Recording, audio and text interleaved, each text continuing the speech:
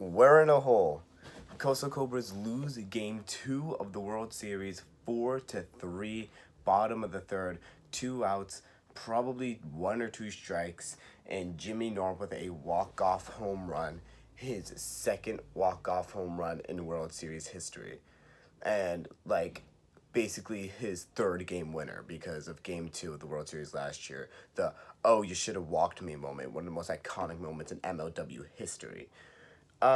This was a bad game defensively. Just a collapse from Brendan Baranowski in most every aspect in that third inning, walking the bases loaded. He needs to stop throwing his riser if this team has any chance of winning a World Series. I don't think a series is over till it's over. I don't even think you can properly say that. I don't know if you guys watch the NLDS, but you truthfully never know when a series is over. And this series could still go to a game 5, absolutely, but there's still 2 games in between that time that the Cobras needed to win. Obviously, they need to win a game 5, but we need to get to that point first to make ourselves at least a bit competitive. And right now, we're probably just gonna get swept with the way that Brendan Baranowski is throwing his riser so casually. I counted, by the way, his most thrown pitch through this series that we saw in 3-ball and 2-strike situations and or pitches that got hit off of, basically all the pitches that we see in the video that Kyle put in, hits, ball 4s, strike 3s, and that's it. Besides pitch by pitches, everything we saw in the videos, so basically through the first 2 games, have been risers is his most used pitch, sliders is second, drop ball is third, and fastball is last. And that is a shocking change from the ALCS, where it was drop ball from a large margin at first place, then his slider, then his riser. I mean, I just don't understand why he would want to change it up so drastically. I understand he faced the Diamondbacks in the mini MLB series for them to clinch the American League regular season championship, and they saw him really good, so good that he had to get pulled in relief for Sawyer Bean, who threw a no-hitter. We'll get to Sawyer Bean in a second. But even still, to change it up so drastically where your riser turns into your main pitch, then your slider, then your drop ball, he kind of just did a 360 on his 3 pitches. Brendan Baranowski has 3 actual pitches that he can throw, probably 4 too. He has a fastball, a slider, a riser, and a drop ball. His signature pitch is a drop ball. That is a pitch that he throws most often in 3-ball and 2-strike situations, and it's unfucking hittable. And in this series, he completely ditched that drop ball, slider, riser for a riser, slider, drop ball. That completely turned it on its head.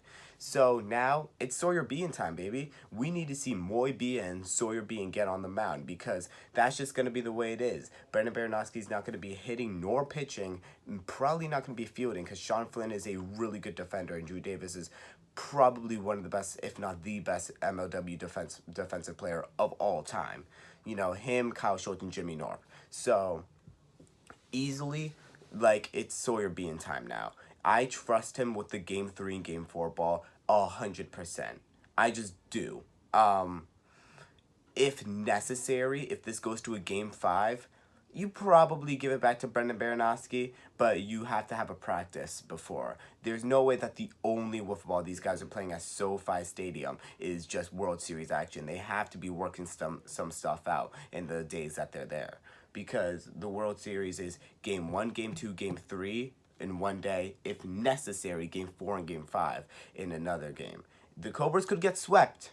That could be pretty bad. They could force a Game 5 and win the World Series, or they can lose in a Game 3, Game 4, or a Game 4. We don't know. But I had the Cobras winning in 5 games. That's technically still alive, but I mean it seems unlikely. Sawyer Bean is gonna get the ball. Now to the offense. Offense looked great in this one. We had our typical Drew Davis leading off, Sawyer Bean in the 2 spot, and Sean Flynn as a cleanup hitter. I would like to switch that up just a little bit. I know that it seems very uncomfortable and kind of awkward, seeing as how that's what we've gone with basically all season and throughout the playoffs to this point in the Game 1, Game 2, Game 3 for the Predator series, in Game 1 and Game 2 so far. But when things aren't working, you have to fix it. So for the next game, I'm thinking Sean Flynn leading off, followed by Sawyer Bean, Jude Davis as a cleanup hitter. Sean Flynn, one if not the fastest player in MLW history. Him and Alec Ward are definitely close. Sawyer Bean is a singles machine and has power moments when he needs to. And Drew Davis is one of the best power hitters in MLW history and right now as well. Guys seriously having a Silver Slugger conversation. Having a Silver Slugger type season, I meant to say. And he's in the conversation.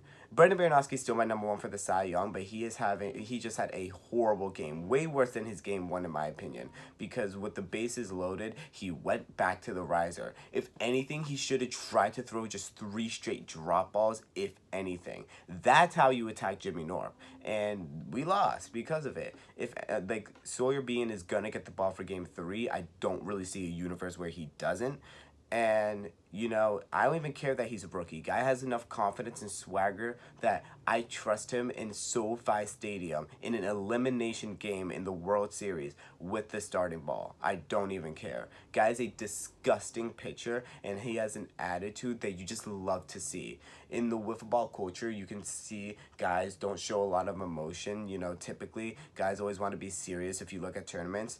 And you can kind of see with guys like Sawyer Bean, these 17-year-old kids, you know, guys like Sawyer Bean and Blade Walker and Trey Flood and Landon Urquides, you can kind of see that that's changing. So, I mean, as a pitcher myself, with three pitches that I can throw, a riser, a screwball, and a drop ball, and occasionally a slider, I would know that my weakest pitch out of those 3 is a riser, and I would just not throw that every single pitch of an at bat. But Brendan Baranowski decided to. I still love him, but I mean, he just can't get the ball for game 3. It just would not make sense. But anyway, that is it for this one. Appreciate you guys for watching, and bye, be safe, don't text and drive.